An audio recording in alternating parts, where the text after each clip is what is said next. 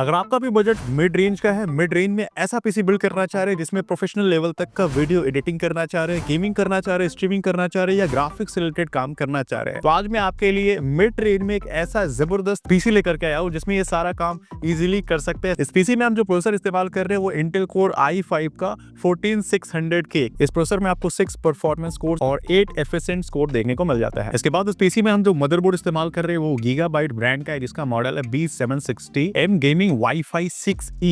16GB की DDR5 variant की RAM इस्तेमाल कर रहे हैं। स्टोरेज के लिए WD ब्रांड का NVMe SSD इस्तेमाल कर रहे हैं जो कि ब्लू वेरिएंट का SSD है। इन सभी कंपोनेंट्स को प्रॉपर्ली पावर देने के लिए हम इस पीसी में गीगाबाइट ब्रांड का 550 वाटेज का 80 प्लस ब्रोंज सेगमेंट का पावर सप्लाई इस्तेमाल कर रहे हैं। कैबिनेट का इस्तेमाल कर रहे हैं वो फ्रंटेक ब्रांड की तरफ से आने वाला है फ्रंटेक नेबुला फिश टैंक। बात करूं इस कंप्लीट पीसी बिल्ड की प्राइसिंग की तो ये कंप्लीट पीसी बिल्ड मात्र 70,000 के आसपास होने वाला है।